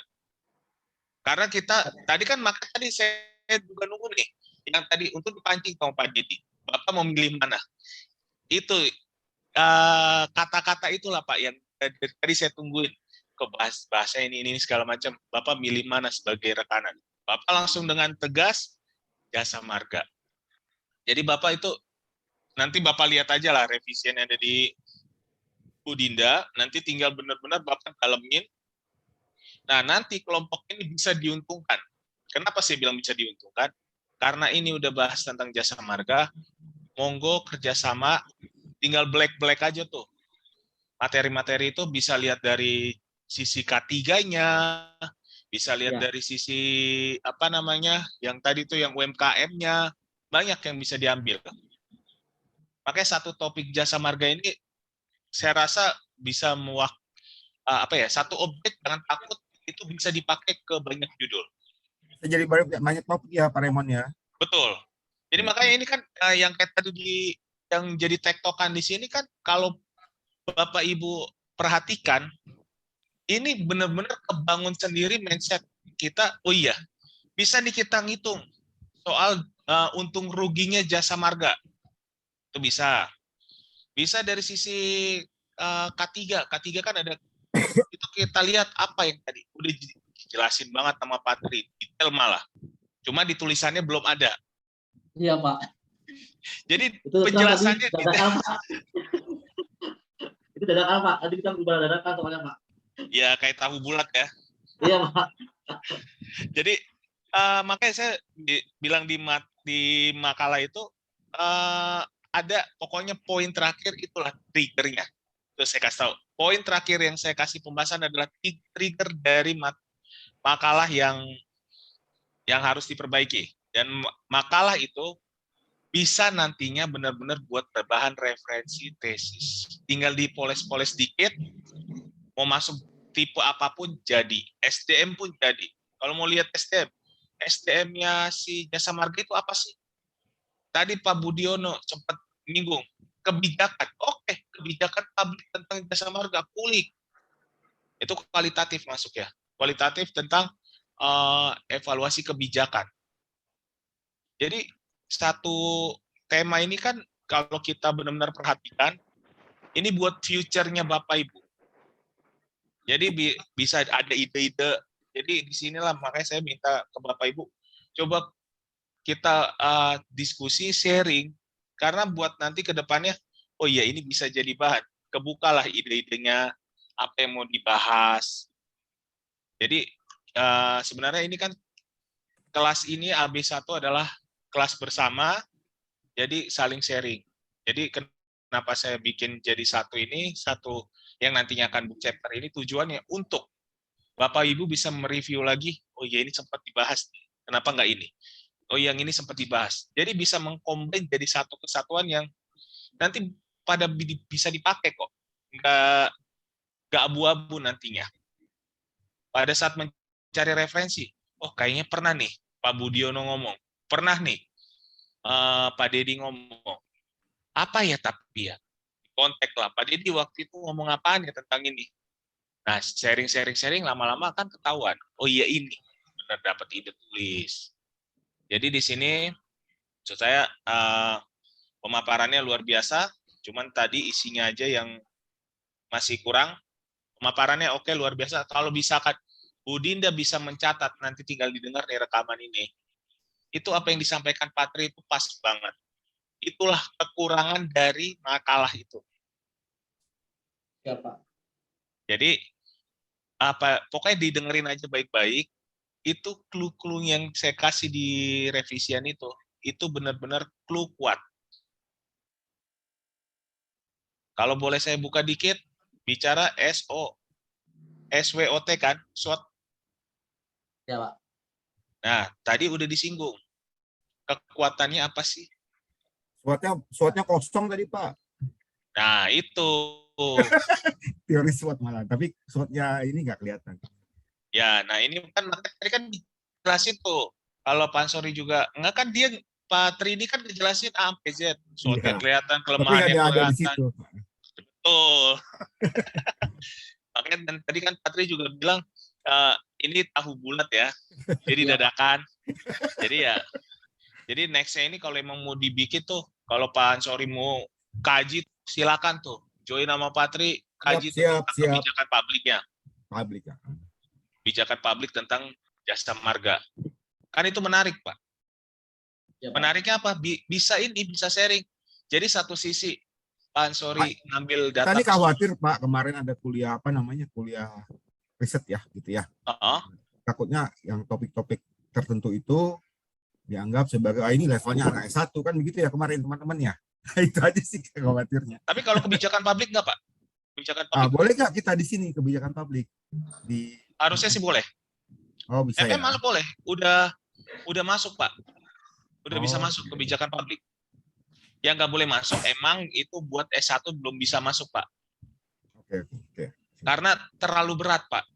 Nah nanti kalau emang Bapak Ibu ada yang mau lanjut S3, lanjutin aja tesisnya, itu lebih menarik lagi. Tinggal diasah dikit-dikit, jadi disertasi. Siap Pak. Analisisnya doang. Ya. Habis itu nyalon jadi bupati kan Pak, kalau kebijakan publik S3-nya. Bisa jadi sih. Dilirik partai politik. Gak masalah, malah kan itu kan buka peluang teman juga, buka peluang buat kita. Contoh nih Pak Ansori membahas tentang kebijakan publik jasa marga. Patri bisa join, tinggal bilang, yaudah Pak, saya ikutnya di tender, kan bisa seperti itu. Kan saling. Iya. Kalau milih jasa marga udah pasti Pak, itu semua orang udah tahu lah. Jasa marga itu financialnya ya tidak pernah minus gitu ya kira-kira. Tapi kebijakan yang tekanan juga nggak pernah menunda ya, beda sama karya-karya yang sekarang lagi negatif. Tapi kan kebijakan kita belum tahu Pak. Seperti apa kebijakan ini? Di balik dari proses itu, kalau Bapak mau lihat ini sebenarnya, kan ini kan yang tadi kita bahas di sini. Tapi ada satu Pak Ramin, maaf. Tadi yang saya nangkap dari Pak Tri ya, bahwa jasa, kan dari depan saya bilang jasa marga playing safe gitu ya. Dan tadi Pak Tri juga bilang, kami nggak jasa marga maksudnya tidak seperti yang lain. Itu perhitungannya sangat limit. Nah itu kan berarti memang salah satu istilahnya ya, dari sisi investasi gitu ya, top manajemennya jasa marga itu dia playing safe gitu polanya, itu yang strategik justru ada di situ kalau saya lihat ya, karena menginvestasi atau tidak, mundur atau itu keputusan manajemen strategik ya. Dari sisi investasi tadi saya ngomongnya playing safe itu ya gimana ya, beda ya. Tapi tadi kelihatan Pak Tri kan tadi bilang itu bahwa yang sana kita hitung rugi terus diambil ini kayak gitu-gitu ya tadi. Orang lain bilang oke, kita enggak gitu. Ya memang ya ternyata begitu kan kira-kira ya Pak Raymond. Iya betul. Itu menarik kalau mau dieksplor gitu loh. Explore lah Pak. Jadi biar gini Pak. Kebijakan yang begitu bagaimana terhadap keuangan jasa marga misalnya. Itu baik. Makanya kan tadi saya bilang di awal ini bidangnya banyak sekali. Dibuka dikulik dikit tadi lewat pemaparannya Patri, ini terus terang ini ngebuka banyak banget tema atas tesisnya. Tema loh, saya bilang tema. Iya. Karena tadi Patri itu menjelasin tuh gamblang banget dan posisinya orang awam pun jadi mengetahui yang kayak tadi tuh ada 1 banding berapa, itu jadi kita tidak tahu 1 banding 8 ya? Iya. Nah orang yang tidak tahu menjadi tahu. Nah makanya kalau misalkan Bapak Ibu pengen sharing, nah itu kalau mau bicara tentang BUMN yang jalan tol, mumpung ada Patri sebagai partnernya. Siapa tahu Patri bisa menjembatani juga buat kasih tahu ini di sini kalau mau nyari data ini ke sini nyari data ini, atau teman-teman bisa minta perusahaannya Patri sebagai objek penelitian, bisa. Iya. Banyak Pak. Kantor pusatnya di Halim itu kan Pak Patri? Atau di sini Pak, Taman Mini. Oh Taman Mini ya, bukan yang masuk ke Halim dekat itu beda lagi ya? Bukan, itu cabang Pak, itu cabang. Oh itu malah cabang ya, saya pernah ke sana gitu. Tapi oke. Itu sebelah itu sih Pak, cabang Comang Cengkareng Pak. Deket Pak ini Raymond Taman Mini dari Jati bolak-balik. Makanya saya bilang ini teman-teman kalau emang mau ada saya bilang ini kelas ini komplit lah saya bilang, karena ini ada yang pengusaha, ada yang apa, ini bisa saling aja. Jadi bukan dalam artian, oh itu lebih sukses dari gua, enggak. Ini kita saling kok. Karena mau gimana pun nantinya teman-teman ini bisa ketemu kok di dalam mungkin momen yang berbeda, tapi orangnya itu juga. Betul, Pak. Itu karena kita ya tidak bisa menutup kemungkinan atas hal tersebut. Oke, terima kasih kelompoknya si Bu Dinda dan tim, dan penjelasan Patri yang luar biasa, yang mungkin membuka wawasan kita semua atas yang namanya jalan tol tersebut. Oke, untuk berikutnya kita lanjut ke manajemen pemasaran terapan ya. Jadi untuk kelompoknya Patri bisa istirahat sejenak. Kita minta untuk kelompok 1 yang kemarin sempat di skip ya. Karena kemarin langsung kelompok 2. Dan untuk perbaikannya kelompoknya Patri sebelum UTS kalau bisa itu udah jadi.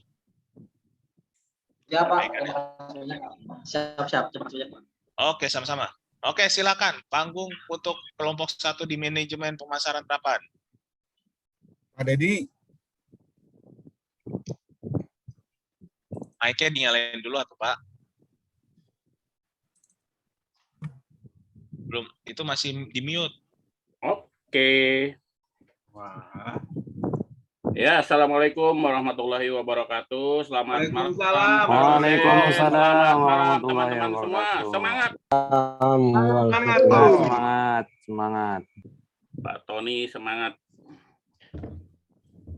Ya, dimulai.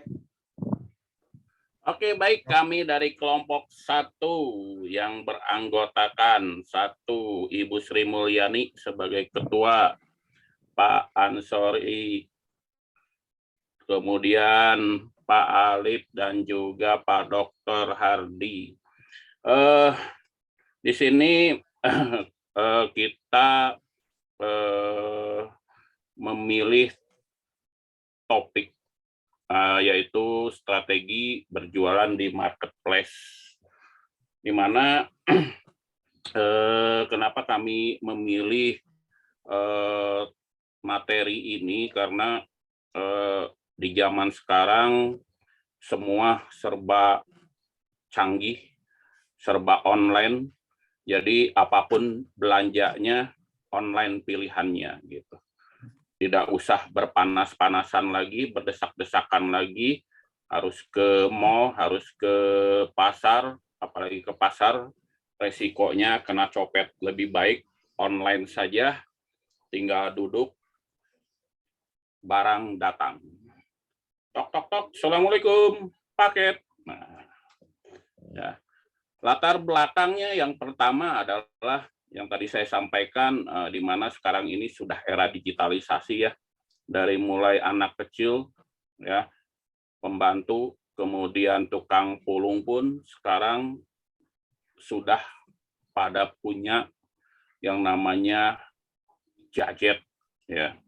Tidak ada satupun mungkin manusia di Indonesia ini sekarang yang ya paling 1% lah ya yang tidak punya gadget. Tapi mayoritas seluruh penduduk Indonesia ini semua serba gadget. Ya, ibu-ibu sekarang sudah malas masak karena sekarang sudah ada GoFood ya. Kemudian malas nyuci karena sekarang sudah banyak laundry ya. Malas belanja sekarang sudah tinggal pesan-pesan datang ya kan. Mau beli sayuran pun ya kan tinggal pesan datang nah, gitu. Jadi semua sudah era digitalisasi, di mana market sudah beralih dari market tradisional ke market online. Kemudian yang berikutnya adalah walaupun dengan adanya toko online konsumen bisa lebih mudah dan setiap saat bisa masuk ke toko online, tapi kadang-kadang kemudahan membuka toko online itu jumlah penjual di toko online itu sangat banyak gitu. Jadi kadang-kadang kita bingung gitu kan. Kadang kita harus scroll ke bawah gitu kan, nyari yang harga paling murah itu yang mana nih gitu. Ya. Nah, itu. Jadi memang persaingannya begitu sangat ketat gitu. Sehingga kita pun sebagai konsumen kadang-kadang bingung nih mau belanjanya di toko yang mana gitu. Karena banyak sekali toko-toko online ini menjual produk yang sejenis tapi harga yang tidak sejenis gitu. Biasanya kalau kita membuka salah satu situs toko online gitu kan, biasanya yang ada paling atas itu adalah harga termurah. Kemudian ke bawahnya gitu kan, nah mulai ke harga mahal, tapi kadang ada juga yang melihat dari status atau riwayat penjualannya, kemudian riwayat dari pelanggannya seperti apa gitu. Nah, itu banyak pilihan lah kalau kita sebagai konsumen di toko online. Kemudian juga karena hal tersebut ya, karena persaingan tersebut akhirnya banyak toko online yang memang bertahan ya, karena memang mungkin mereka mampu memberikan layanan yang paripurna ya, sesuai harapan pelanggannya dengan kualitas mutu ya, kualitas produk dan kualitas layanan yang paripurna. Tapi ada juga yang baru sebulan sudah jeblak gitu. Ya itu tadi ya, karena banyak juga sekarang toko online yang mengakali para pelanggannya, di mana dia menawarkan barang atau memasang foto barang dengan kualitas yang bagus terlihatnya, tapi ketika dikirim zong gitu ya, mesennya baju yang dikirim karung, kadang-kadang begitu ya. Nah tentu untuk bagaimana supaya dalam berbisnis online ini, supaya bagaimana sih supaya eksis, tentunya diperlukan strategi-strategi penjualan yang mumpuni ya, yang high class. Sekarang banyak sekali pelatihan-pelatihan, training-training juga yang menawarkan berbagai macam fitur-fitur atau layanan-layanan bagaimana kita berbisnis online gitu. Ya. Lanjut. Yang kedua. Nah, ini ada beberapa referensi dari berbagai sumber. Yang pertama itu dari Ibu Ratih Wahyuningrum, di mana yang berjudul ada analisis strategi marketing untuk meningkatkan minat beli online, di mana ini berada di Esensi Jurnal Manajemen Bisnis volume ke-21 nomor 3 tahun 2018. Kemudian juga ada Andina Dwijayanti dan Puji Pramesti. Ya, kemudian juga ada Novianto Eko Nugroho, Krido Eko Cahyono, Okto Aditya Suryawirawan, kemudian juga Ana Kurniawati Nafiah Aryani. Nah, jadi teman-teman, inilah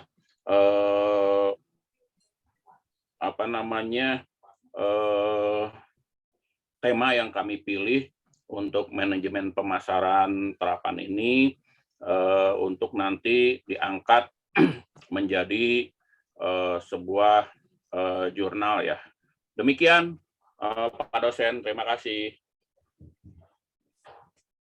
Oke, terima kasih moderatornya, sangat luar biasa. Dari awal benar-benar seperti halnya adalah mendalami ilmu tentang pemasaran. Perkenalannya juga benar-benar seperti mempromokan produk. Kalau saya bilang seperti tukang obat, sepertinya kayak kurang ya. Saya ganian. Nah, daripada dibilang kayak obat yang itu film Benyamin kan nggak mungkin kan. Mungkin gini ya, buat teman-teman yang mungkin belum tahu, termasuk saya juga baru tahu sebelahkan sekarang ini ya, istilah marketplace gitu ya. Marketplace mungkin digabung bahasa Inggrisnya. Marketplace itu ya adanya places tempat market gitu ya. Contoh-contohnya itu Shopee, Tokopedia, Lazada gitu ya. Kemudian yang terbaru sekarang marketplace Facebook juga sudah ada. Nah, itu bukan toko, mereka itu penyedia tempat untuk berjualan, marketplace namanya. Nah, toko online ini adalah orang-orang yang berjualan di sana gitu ya. Itu ceritanya. Karena saya juga baru tahu istilah marketplace itu. Dan memang ke depan begini ya, buat persiapan pensiun sama Pak Dokter, Pak Dedi, kalau pensiun mau jualan kan, ya sekalian belajar juga sih Pak kami. Bagaimana? Oke, jadi kelompok ini pas banget ya pembukanya oleh pedagang langsung. Dan nggak salah untuk menunjuk moderatornya, Bu Ketua. Jadi posisinya pas banget di sini pembukaannya. Jadi di sini saya coba lemparkan ke teman-teman semua, bantu kelompok 1 untuk mencari kasih input-input lah positif atau emang ada yang mau ditanyakan. Mungkin kayak ada nih yang kurang nih Pak Dedi bicarakan, silakan. Biar kita sama-sama sharing di sini. Jadi kan kayak tadi Pak Ansori bilang, wah saya baru enggak nih ada kayak gini, ternyata selama ini seperti ini.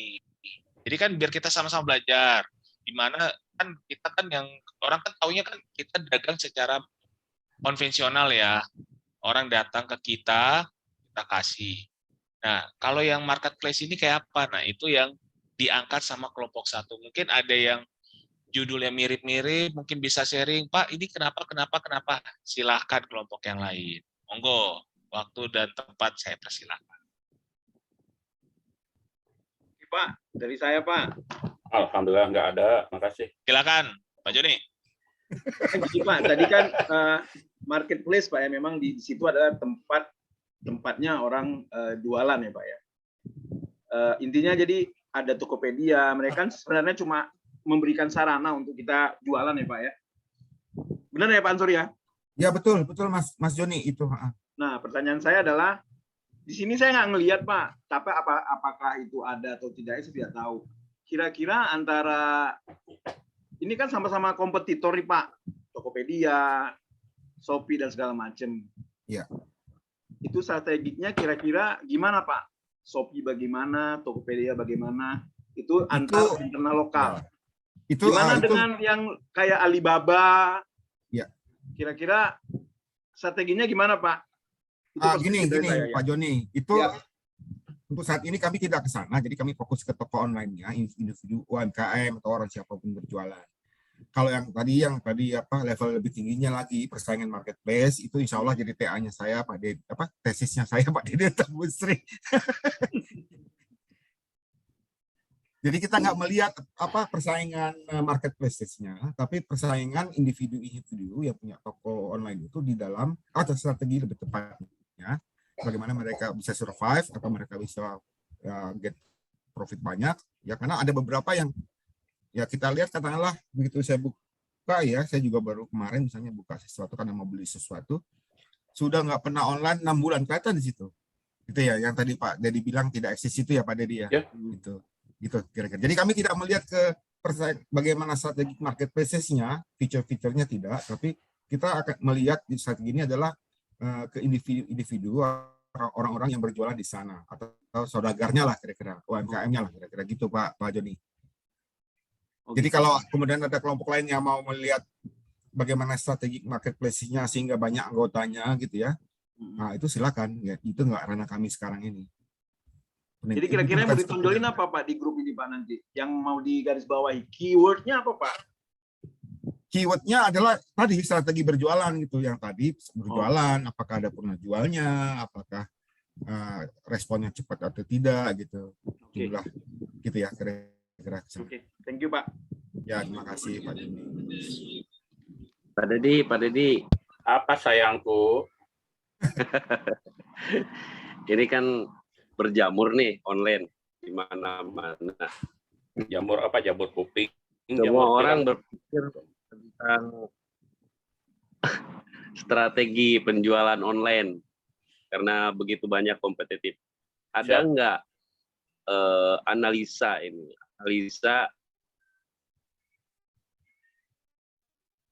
apakah itu akan lama, adakah kembali ke cara konvensional, karena konvensional pun kan sekarang masih terus berlanjut dan memang banyak yang mati kutu, pedagang-pedagang konvensional kalah dengan persaingan oleh online.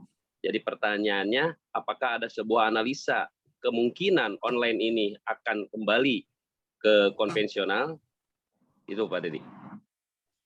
Kalau berbicara analisa ya Pak Kapten,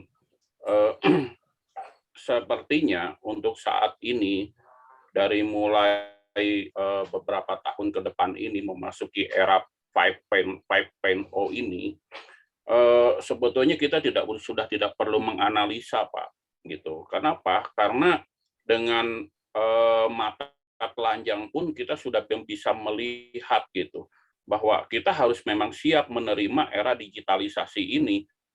Kenapa? Karena nanti ya pasar konvensional ini akan lama-lama akan ditinggalkan.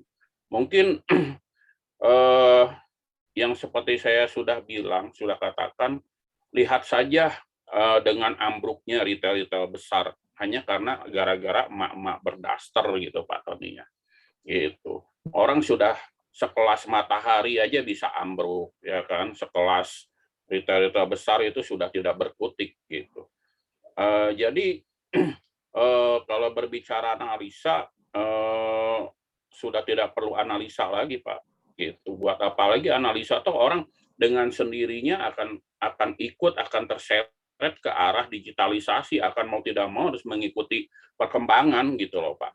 Ya kalau kita berbicara pasar konvensional pasti hanya kebutuhan-kebutuhan tertentu saja yang mungkin masih dibutuhkan di pasar konvensional gitu. Tapi kan kadang kembali lagi gitu.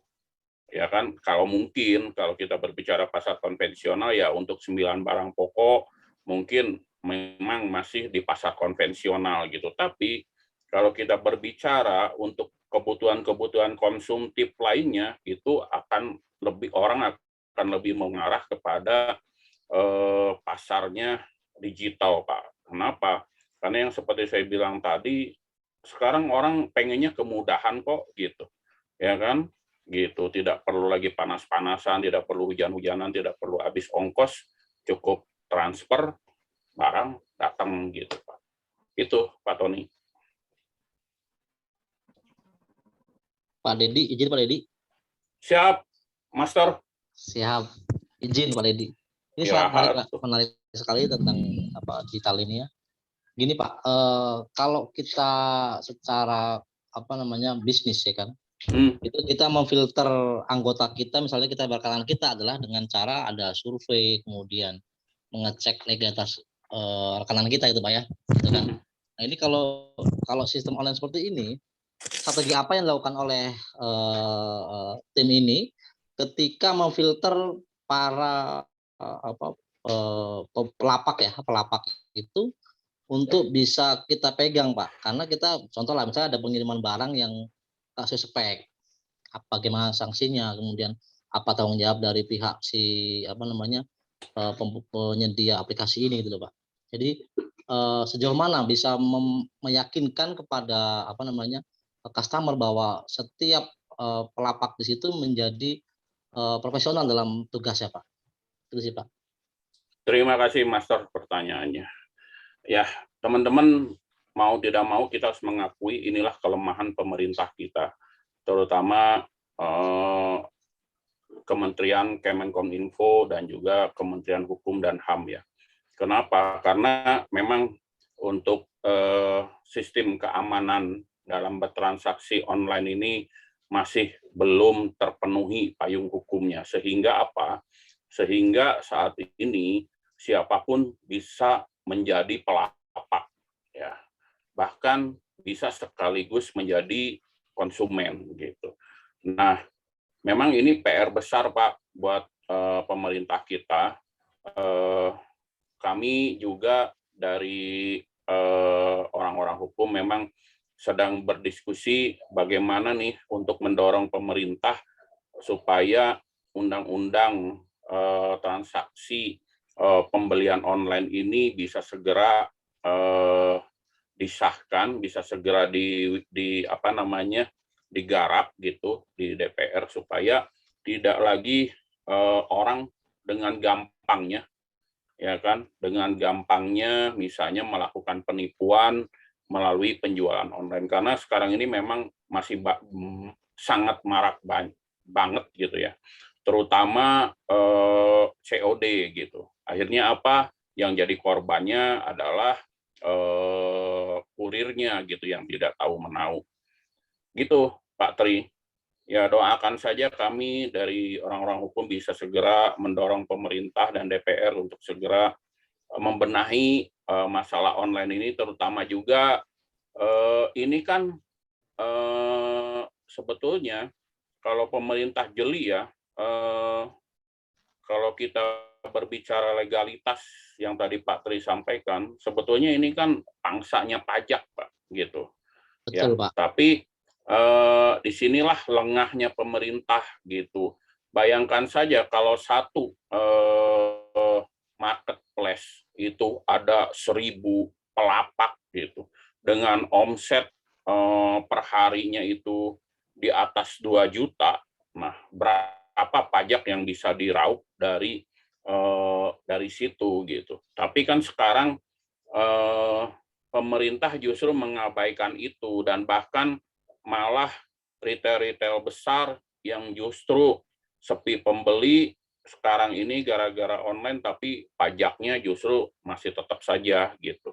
Nah, inilah keluhan-keluhan yang memang masih perlu kita akomodir untuk bisa disampaikan ke pemerintah. Kemudian juga tadi terkait seleksi ya. Memang masih sulit Pak gitu untuk menseleksi. Kenapa? Karena sekarang kan pihak penyedia marketplace itu dengan gampangnya bisa kita, kalau misalnya kita mau menjadi seorang pelapak ya tinggal daftar gitu kan, daftar tanpa harus memerlukan legalitas ini itu gitu. Yang penting kita punya dagangan, selesai gitu Pak. Nah, ini pun mungkin regulasi-regulasi inilah mungkin kedepannya perlu dibenahi gitu, supaya apa? Supaya tidak ada orang-orang yang memanfaatkan sehingga menjadi kejahatan yang terselubung gitu Pak. Begitu Pak Tri. Siap Pak Dedi, luar biasa. Mantap. Terima kasih. Kapan nih ngajarin kita nih hipnotis? Boleh Pak Pak. Rey, mau belajar hipnotis nggak Pak Rey? Saya besok Selasa itu Pak ada offline. Ada offline Pak Selasa. Mantap. Wah, mantap. Siap. Oke, Monggo. Ini satu sisi yang lain ya. Jadi ya tadi ya harusan saya mau nanya dong. Ya, Pak Maman, mangga. Tadi Pak Dedi kan bilang untuk bisa dilirik berjualan di marketplace itu kita memang harus bersaing harga ya. Siap. Kira-kira kalau misalnya kita berjualan dengan strategi bersaing harga itu untuk sustain gitu, untuk terus bertahan agak sulit ya, karena namanya bisnis kan kita harus membesarkan profit gitu kan. Nah, kira-kira strategi apa yang efektif selain kita bersaing harga untuk berjualan di marketplace? Bangun kepercayaan Pak. Ini sedang mau dijurnalkan Pak, jadi jam-jam dulu. Kepercayaan dalam marketplace itu harga, kalau kepercayaan sudah terbangun, harga nomor sekian Pak. Gitu. Nah, sedangkan kan di situ kadang orang sendiri melirik adalah yang pertama kali yang harganya termurah gitu kan. Tuh. Nah, bangun kepercayaan kan kita harus orang sudah merasakan dulu gitu kan. Pak, mohon maaf Pak, mohon maaf. Saya bantu Pak Dedi. Ini yang justru jadi topik kami, jadi nantikan hasilnya nanti gitu. Jadi Pak, jadi tadi menurut saya koreksi nggak boleh jam calculation karena belum ada risetnya. Itu hanya pernyataan sepihak Pak Dedi. Jadi hipotesisnya ya bisa dari sisi harga, bisa dari tadi ya gitu ya. Tetapi apakah yang dominan yang mana itu justru yang menjadi topik kami nanti. Kira-kira begitu Pak.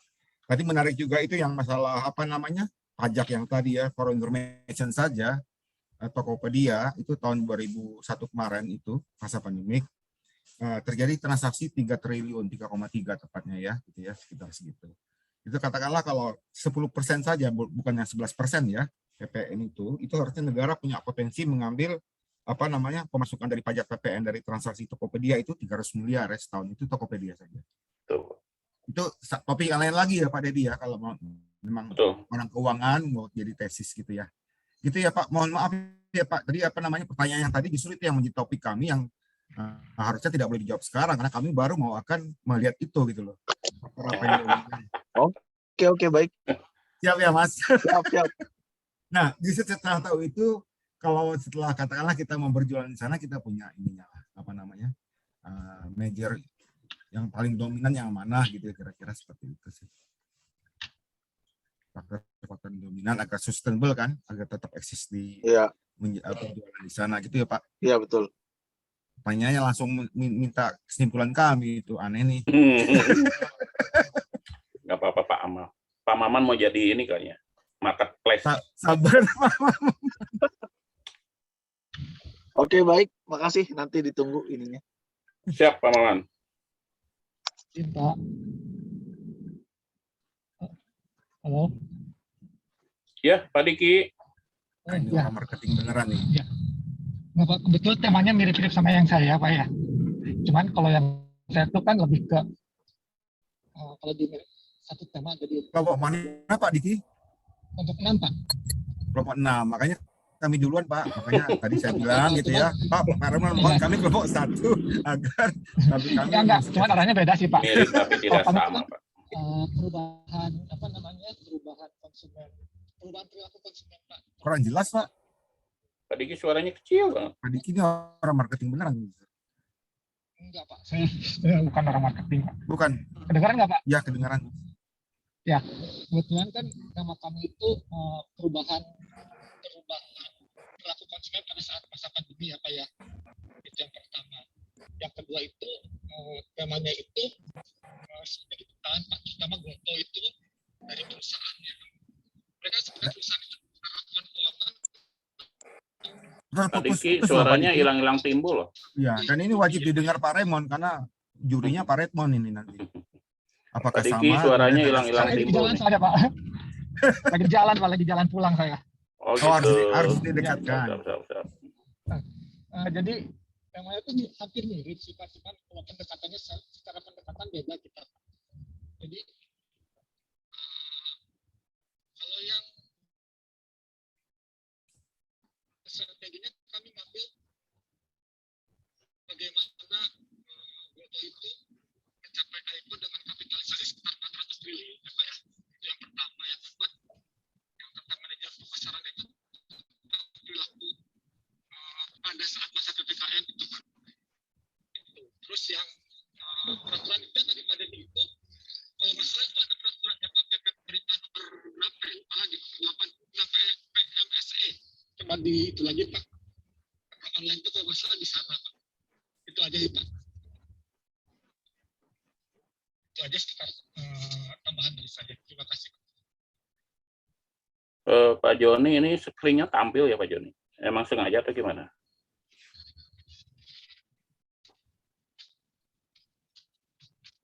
Pak Joni Sakuan ini yang screen-nya ya. Saya pikir Pak Diki. Pak Joni. Keklik nih. Pak Joni, monitor Pak Joni. Ya kenapa? Terus screen WA-nya tampilin atau oh iya, salah. Pencet. Pak Diki yang send. Udah hilang ya? Masih ini. Absen malah keluar. Absensi kita ini. Nongol semua ya? Di stop screen dulu. Untung nggak ada gambar-gambar. Stop screen view. Stop.